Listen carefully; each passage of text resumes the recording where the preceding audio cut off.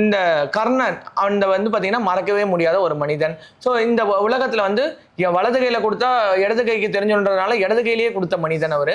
So அவர் கொடுக்கறது வந்து யாருக்குமே தெரியாது. ஸோ அவரை பத்தி நம்ம நிறைய பதிவுகள்ல நம்ம சிஸ்டி ஒலியில போட்டிருக்கோம். அதுல வந்து நான் ரீகால் பண்ண மாதிரி ஃபாஸ்டா உங்களுக்கு கிறிஸ்பியா சொல்லிடுறேன். ஒரு முறை வந்து பாத்தீங்கன்னா கண்ணனும் அர்ஜுனனும் அந்த தேர்ல இருக்கும் பொழுது ஒரு மலையை காட்டி இந்த மலையை வந்து நீங்க வந்து தங்க மலை எல்லாருக்கும் கொடுத்தா இதுவாயிடும்னு சொல்றான். ஸோ உடனே அந்த அர்ஜுனன் மமதையில் என்ன பண்ண உடச்சி குட்டி குட்டி பீஸா ஆக்கி எல்லாருக்கும் தகுதி உள்ளவர்களுக்கு இங்கே தங்கம் கொடுக்கணும்னா அவன் கொடுக்குறான். ஆனால் லாஸ்ட்ல கொடுத்து கை சவந்து போச்சு. ஆனால் எல்லாரும் அவனை திட்டுறாங்க.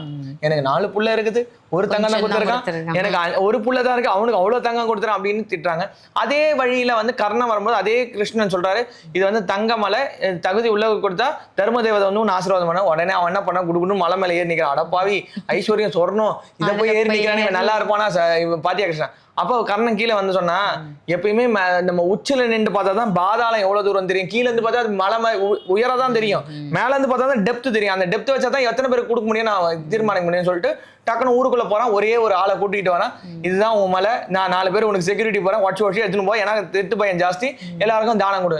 அப்போ ஒரு யானை மாதிரி வடிவத்துல தர்மதேவர் வந்து ஆசீர்வாதம் பண்றான். உடனே இவன் சந்தோஷமா வரான். கிருஷ்ணன் கேட்கிறாரு அந்த யாரு தெரியுமே தர்மதேவதை, என்ன விஷயம் கேட்ட தொடர்ந்து இது மாதிரி தான தர்மம் பண்ணணும்னு. ஸோ பாத்திரம் அறிஞ்சு பிச்சை இடு அப்படின்ற மாதிரி தான். ஸோ அந்த மாதிரி கான்செப்ட்ல அவர் வந்து கெட்டவன் கூட இருந்தாலுமே அந்த தான தர்மத்தை அவன் தொடர்ந்து பண்ணிக்கிட்டே இருந்தாரு கர்ணன். அப்போ